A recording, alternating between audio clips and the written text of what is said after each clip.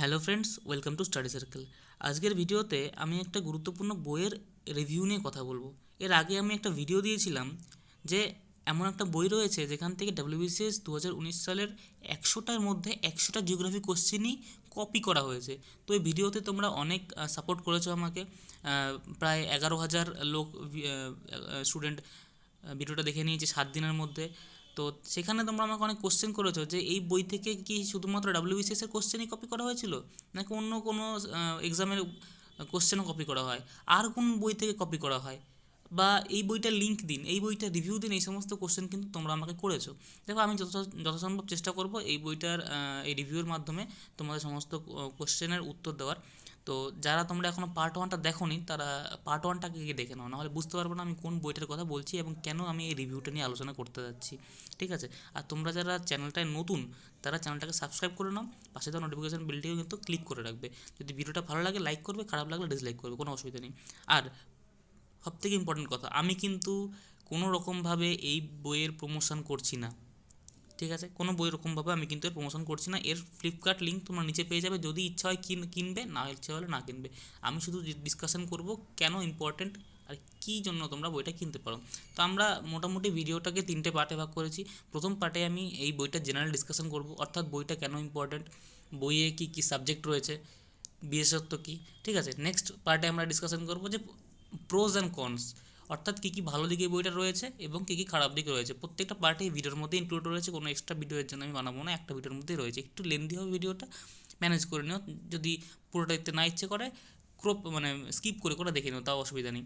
ঠিক আছে? আর লাস্ট আমরা ডিসকাশন করবো সত্যি কি এই বই কিনলে তোমরা তোমাদের অন্য কোনো বই পড়তে হবে না, এক বই পড়েই কি তোমাদের সব হয়ে যাবে? তো এই ধরনের কোশ্চেন যারা করেছো যে দাদা কোন বই থেকে পড়বো আর কোন বই থেকে সব কোশ্চেন ডিটো কপি আসে, সেই নিয়ে আমি একটা কথা তোমাদের বলবো। তো বেশি কথা না বাড়িয়ে চলো আমরা বইটার রিভিউয়ের দিকে যাই।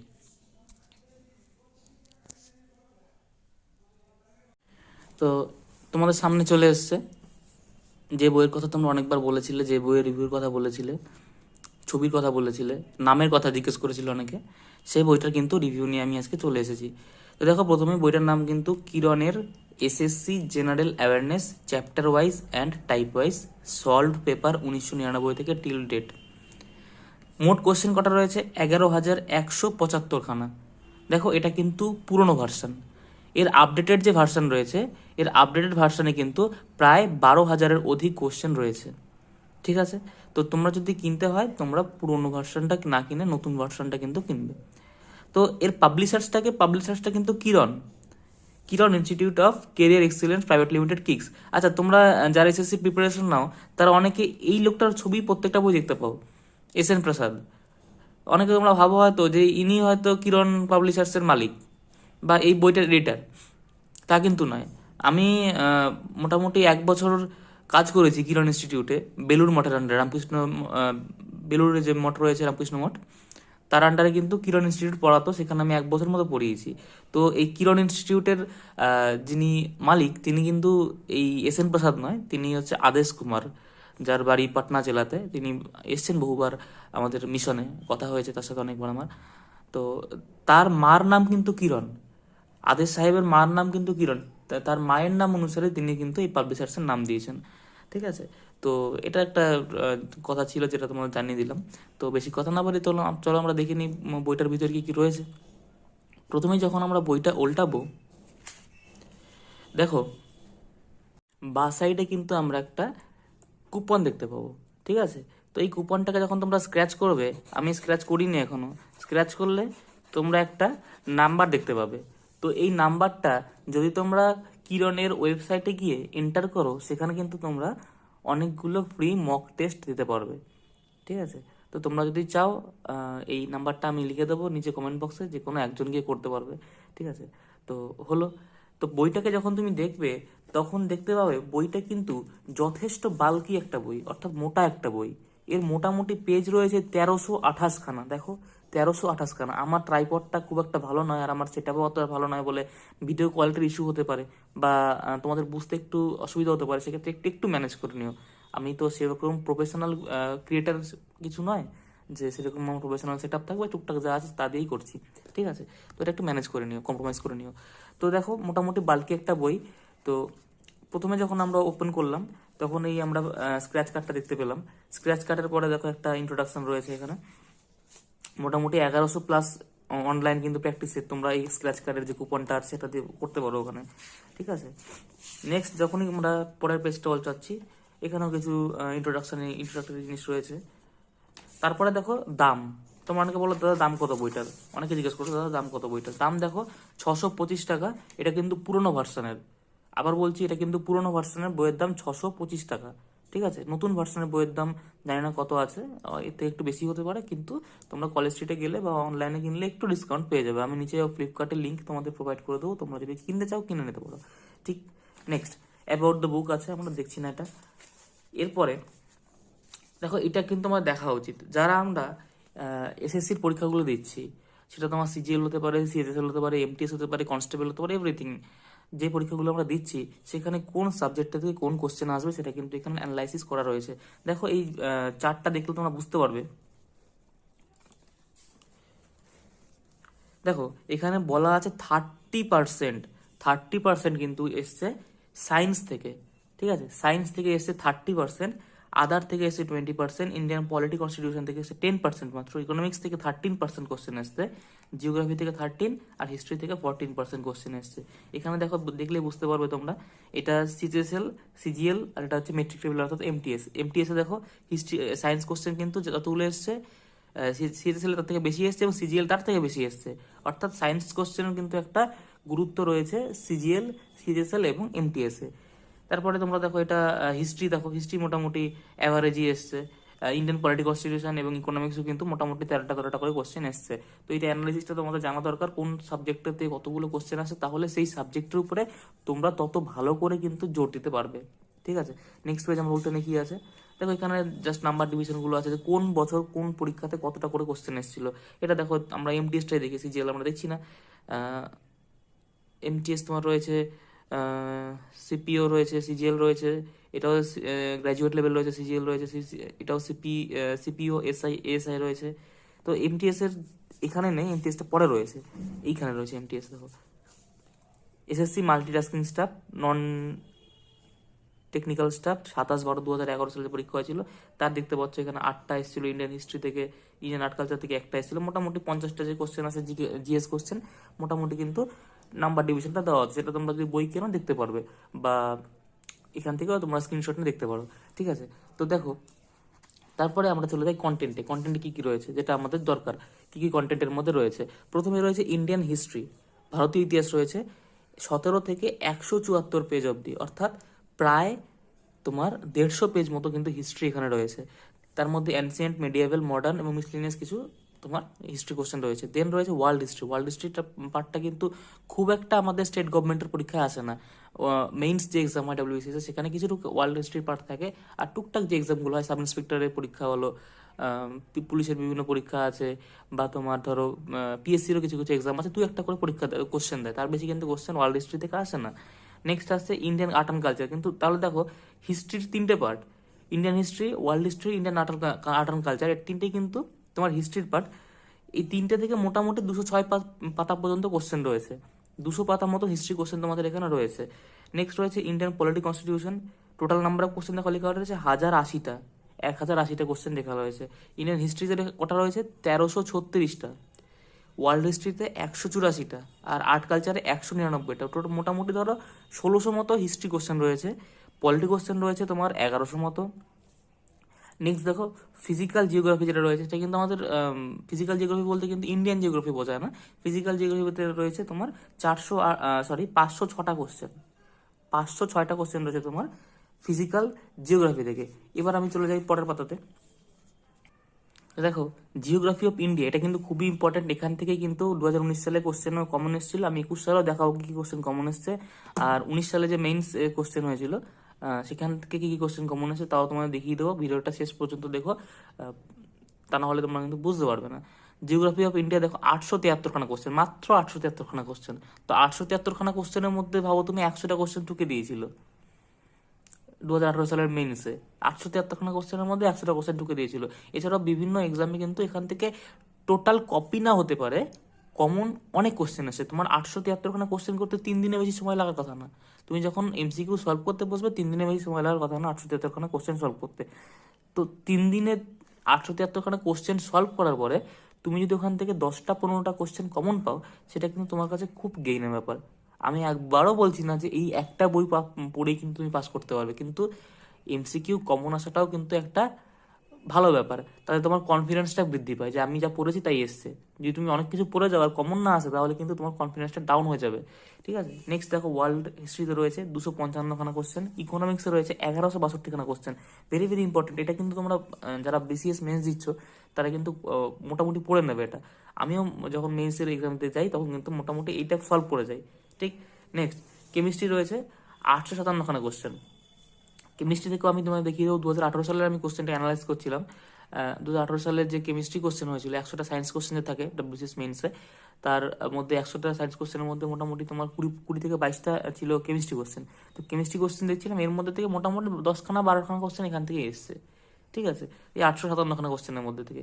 তো সেটা আমরা দেখে নেবো পরবর্তীতে। দেখো, নেক্সট আছে biology, zoology, botany, health, environment, agriculture থেকে কোশ্চেন আছে মোটামুটি 1588খানা।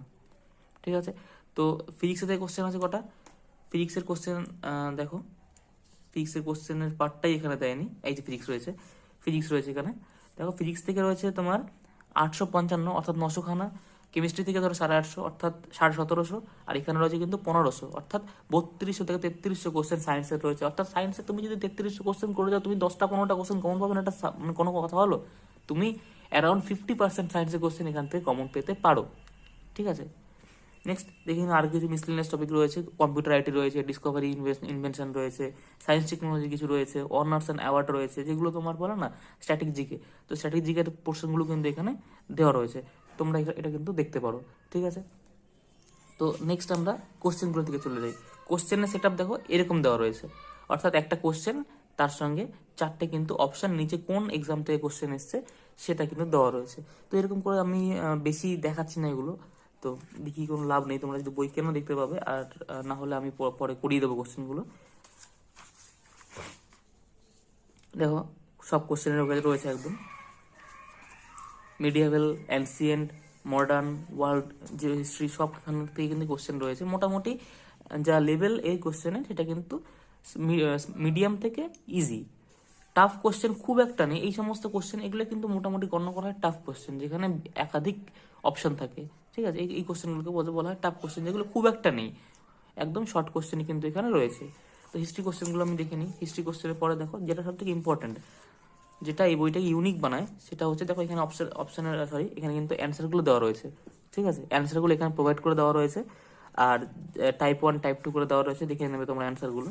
তো যে কারণটা এই বইটাকে সব থেকে ইউনিক বানায় সেটা কিন্তু এই এক্সপ্লেনেশন।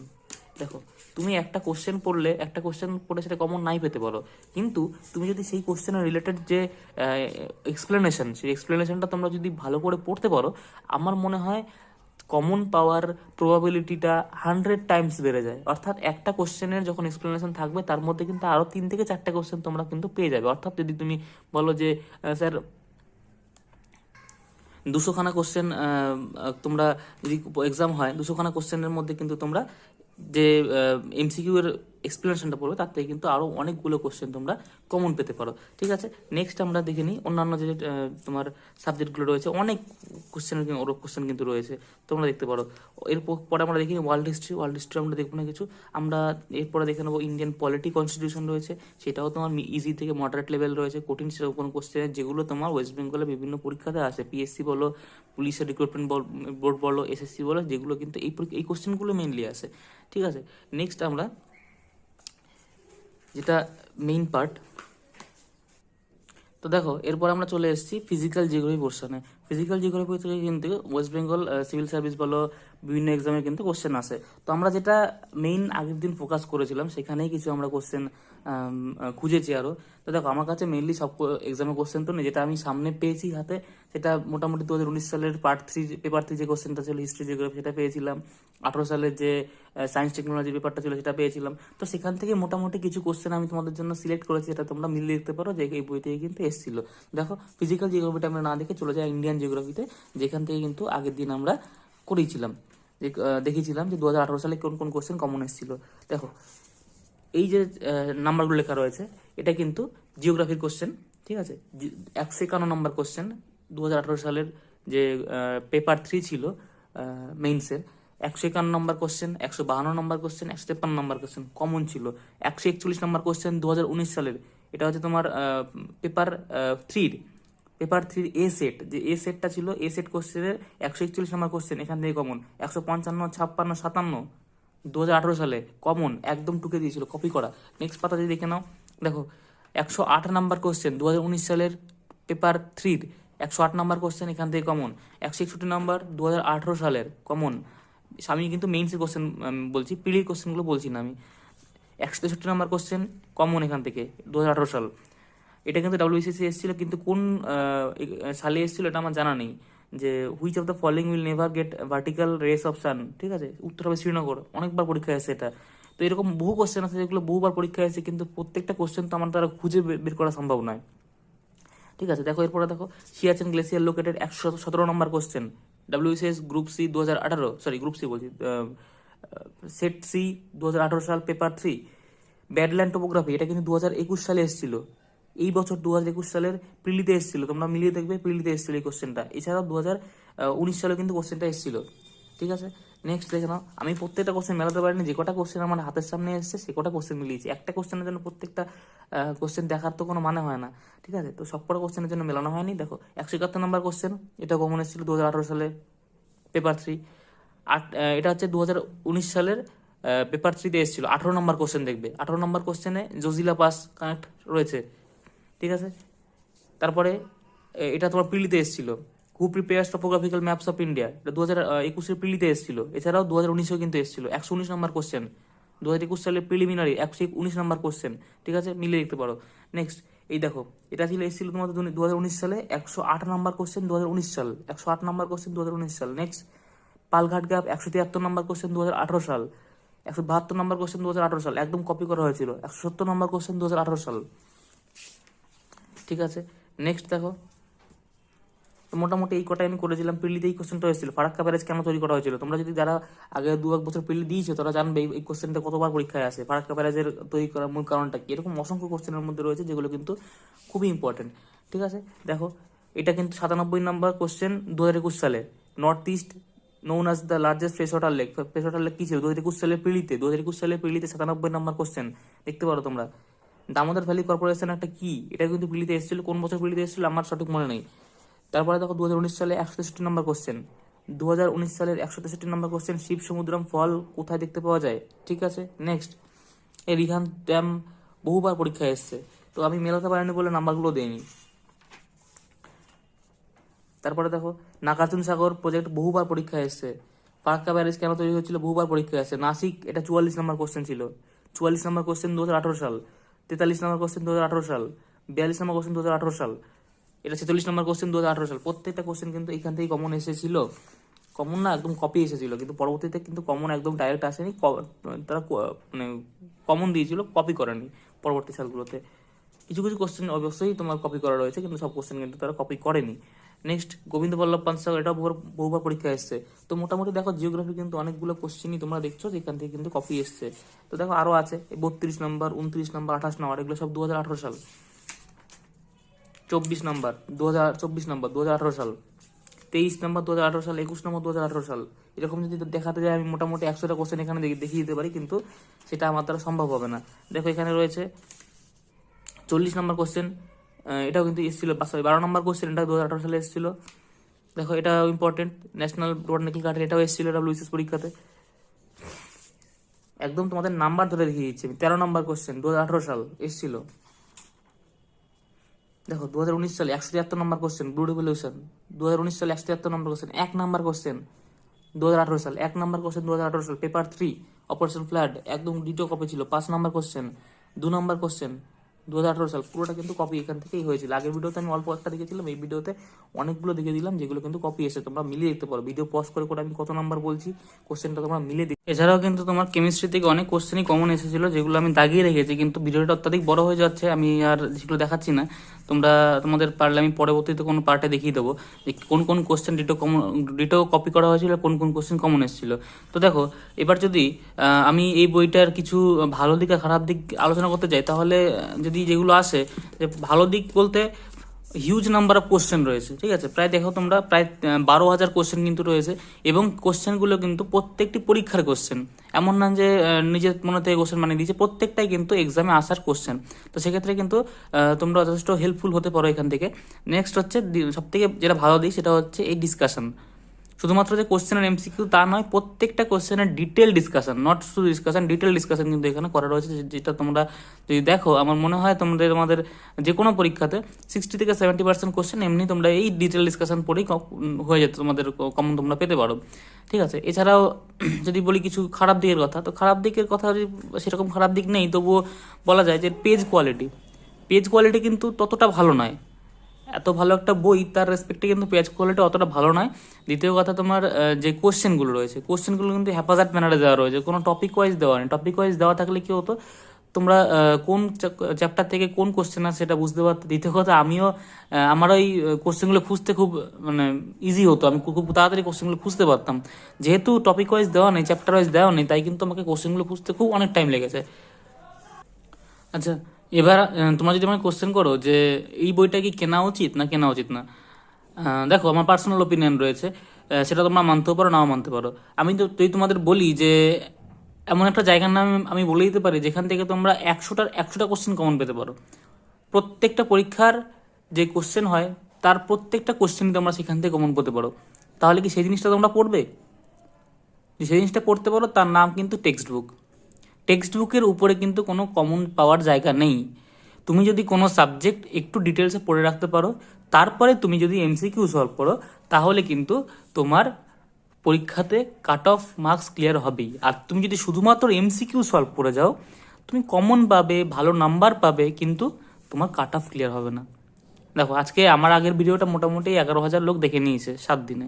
এই ভিডিওটা যদি মোটামুটি কয়েকজন লোক দেখে, তাহলে আমি যদি বলি তাদের যে হ্যাঁ এই বইটাই পড়ে যাও, খুব ভালো বই, আমি প্রমোশন করে দিলাম, এই বইটা দেখে এত কোশ্চেন এসছে, এটাই পড়ে যাও, তাহলে তোমরা সব কমন পেয়ে যাবে। তোমরা সব আমার কথা শুনে বইটা কিনে নিয়ে এটা পড়ে চলে গেলে, দেখলে কি যে না, কমন আসেনি। তার জন্য তোমাদের কিন্তু আগে ম্যাটারটা বোঝা খুবই জরুরি। বর্তমানে যা কোশ্চেন প্যাটার্ন আসছে, যা কম্পিটিশান বেড়েছে ওয়েস্ট বেঙ্গলে, সেক্ষেত্রে কিন্তু তোমাদের কোনো সাবজেক্ট একটু ডিপে গিয়ে জানতে হবে। ডাব্লিউবিসিএস এর মতো পরীক্ষাতে তো অবশ্যই সাবজেক্ট জানতে হবে, সাবজেক্ট না জানলে তুমি এমসিকিউ সলভ করে কিছু করতে পারবে না। আর যদি বলো পুলিশ সার্ভিসের মতো এক্সাম, যেখানে মোটামুটি সাবজেক্ট অত না জানলেও চলে, সেখানেও এবার কোশ্চেনের তুমি স্ট্যান্ডার্ড দেখো। যে স্যার এক্সামটা হলো 2021 সালে, তুমি স্ট্যান্ডার্ডটা দেখো তার, দেখলে তুমি বুঝতে পারবে যে এমসিকিউ সলভের থেকে তোমার সাবজেক্টের উপর জোর দেওয়া কিন্তু খুবই জরুরি, ঠিক আছে। তো আমি কোনোভাবেই তোমাদের এটা প্রমোশন করছি না, বা কোনোভাবেই তোমাদের বলছি না যে এই বইটাই কেন। তোমরা আগে সাবজেক্ট পড়ো, সাবজেক্ট পড়ার পর এরকম 10টা বই আরও আছে যেখান থেকে আমি দেখিয়ে দেবো। আর এছাড়াও হিস্ট্রি যে কোশ্চেনগুলো হয়েছিল না 2021 সালে, আমি তোমাদের বললাম হিস্ট্রি যে কোশ্চেনগুলো হয়েছিল 2021 সালে, টোটাল 50টা কোশ্চেনের মধ্যে আমি 25টা কোশ্চেন দেখিয়ে দেবো একটা বই থেকে এসছে। এই বই থেকে আসে না, এই বই আমি খুঁজিনি, অ্যাকচুয়ালি এই বই থেকে আমি খুঁজিনি। আমি তোমাদের 25টা কোশ্চেন দেখিয়ে দেবো যেটা একটা বই থেকে এসছে।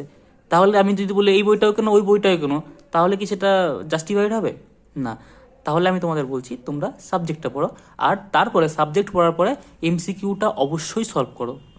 কারণ সাবজেক্ট পড়ে তুমি তোমার নলেজটাকে বাড়াতে পারবে, আর এমসিকিউ তোমাকে কনফিডেন্স দেবে, ঠিক আছে।